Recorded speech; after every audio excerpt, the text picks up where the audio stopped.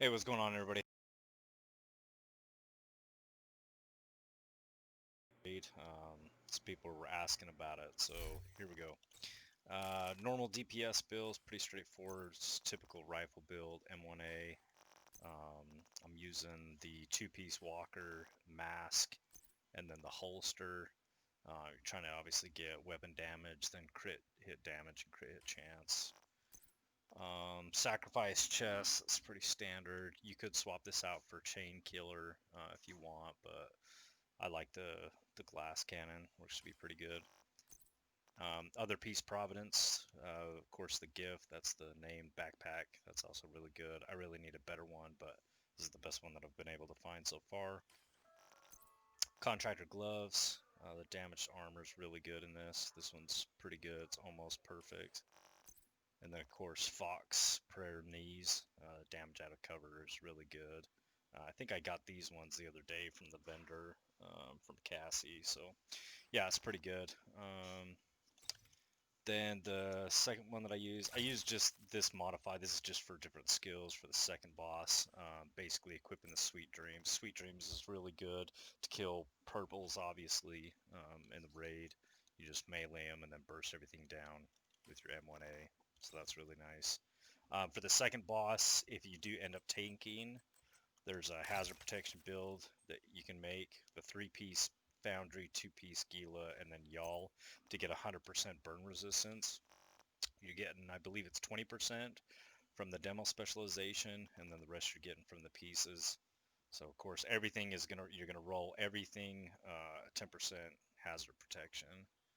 So the Foundry Point Man, believe it or not, this is the only Point Man I have ever gotten was a level 37, and that was when I was leveling my alt.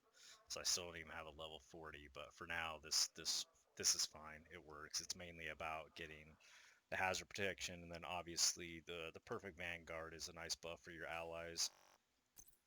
The Y'all to get your 10% hazard protection, and then you're getting another 10 from that. Oh, and I should mention, of course, 2 out of the 3 of my mods, I did have to put burn resist to get 100.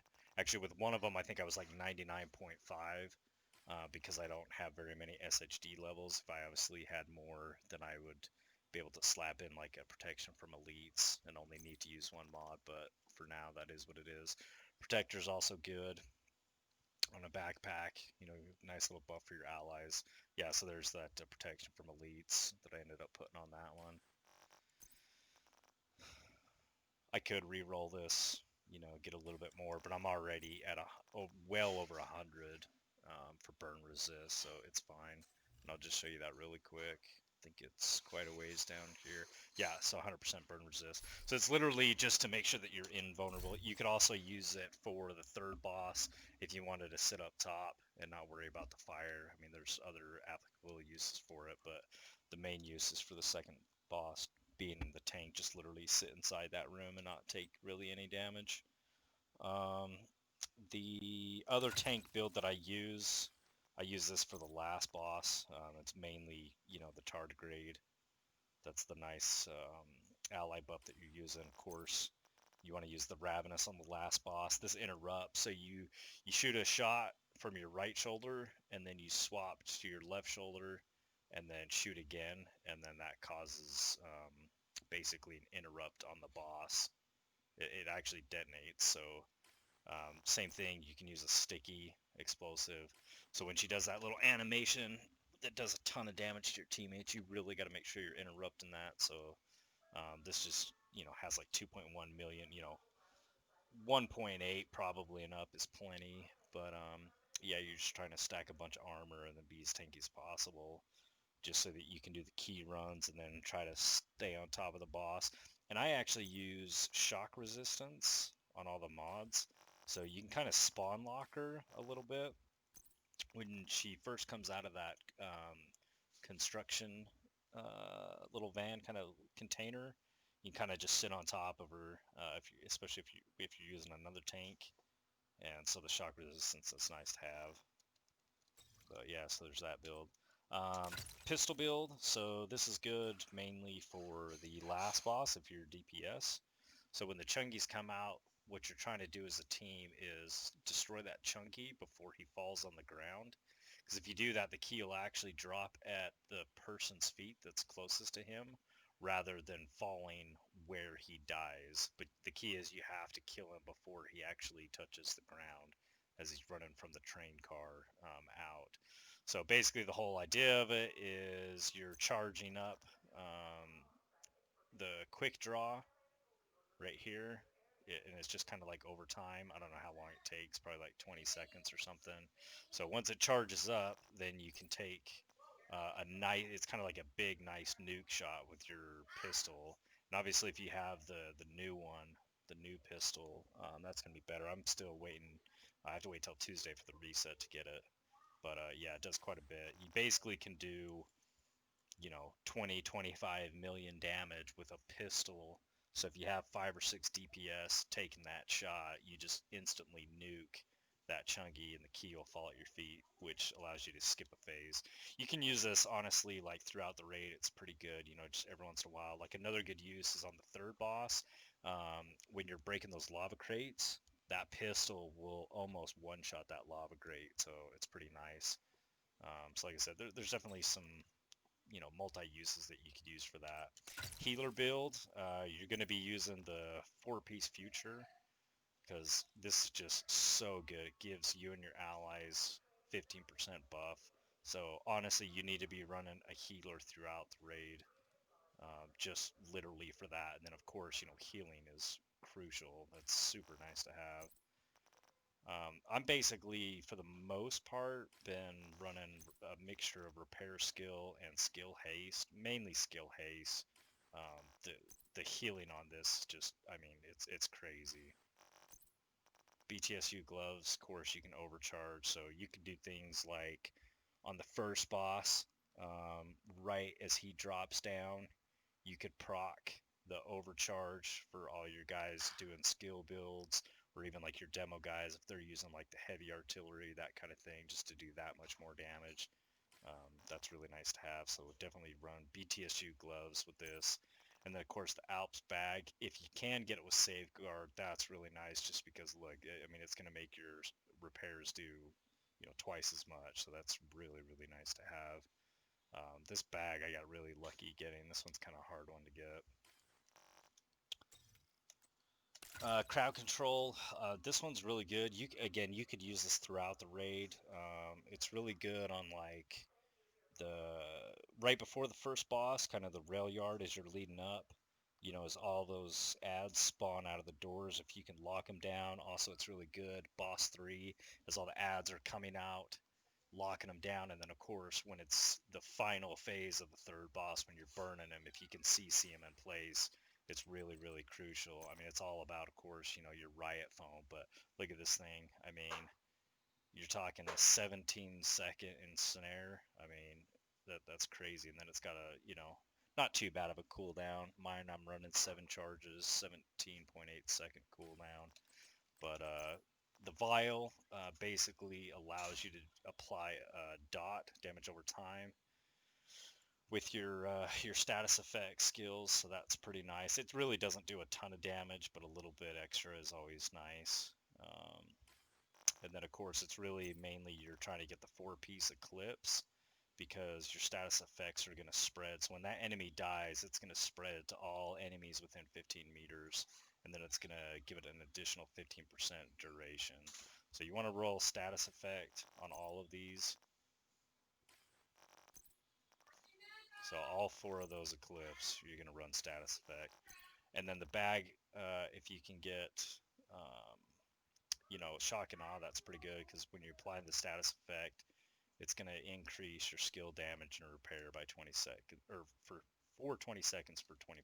So that's a pretty good one to have. Yeah, so there's that build. Demo DPS, I kind of mentioned it. This one's really good. I like this on the first boss, or the ads leading up to the first boss, and actually also for the first boss, I should say. Because especially when you combine it with crowd control, like if you can spawn lock, right? If you get like 4 or 5 ads that appear out of a door and they're just foamed in place, and then you launch one of these artillery shells, I mean, it just one-shots them. I I mean, it's really nice. I mean, I'm not even totally min-max, and you can see it's almost 3.6 million damage. And then you combine that with like a sticky that does another 5.4. I mean, yeah, it's just amazing. But yeah, so you want to get the China Mask. Try to run skill haste on the mods, of course. Wyvern with glass cannon, that's going to amplify your skill damage. You know, re-roll the skill damage where you can on all of these. So the Gruppo, this one is really hard to get, but if you can get one, especially, I got really lucky on this. You can see it's almost max, because you're actually going to get more benefit by bumping up your skill tier, because obviously you want to get to skill tier 6 on any kind of skill build. So if you can get one that gets a really nice native skill damage and skill haste, and then re-roll the skill tier, and it's the same thing again on the knees. So these are kind of, so this is more typical of a roll that you're gonna get, right? So like, see how low that is. I mean, that's a horrible roll, but it's the best one that I've gotten so far, that had both skill damage and skill haste, and then re-roll the skill tier, because again, you want to be skill tier 6. Henna gloves, again, you know, the 2-piece set for getting the skill damage. So this one rolled max skill damage, so I was able to roll the haste on it, which is pretty nice. And then the force multiplier, this synergizes really well on any skill build, because when you shoot an enemy, you're going to increase your skill damage by 30% for 3 seconds. So you're basically constantly shooting with your weapon, and then you're launching your skills as well, like threading it in between. So you combine that with a gun like the Harmony, which kind of does the same thing. You're hitting the enemy, you're increasing your skill damage. So this buff is for 5 seconds. So yeah, it's synergized really well. And then I like running the Sweet Dreams again, like if a purple gets on top of you for whatever reason, you know, sneaks past, whatever, you can just melee it and kill it. So that's pretty good. Status effects similar to the crowd control. This one's kind of more just for farming. I actually don't use that for the raid, but it's a similar deal. You're just using the Eclipse. I'm not going to really cover that. The Oxidizer, this has potential use for the first boss. We don't really use it.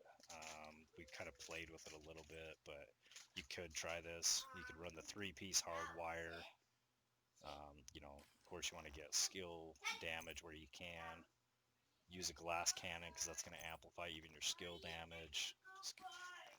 But the whole thought process behind this is to just shoot a bunch of oxidizer charges at the boss. You know, combine that with like a demo guy. It's just basically AoE damage, right? So you're killing all the ads AoE, like all his little shield buddies, and then the boss, as well as trying to minimize how much he heals.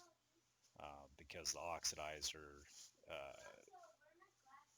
I think it actually like lowers their healing. I'm not seeing that description, but I thought it did that anyway. But like I said, we don't actually use it. I kind of put that together to kind of play with it, but some people might want to try it. Striker, another build that we thought we would have some good use. Actually, still won't use it, but it does have, maybe you might want to use it. So 4-piece striker, you know, just putting damage where you can, kind of a thing.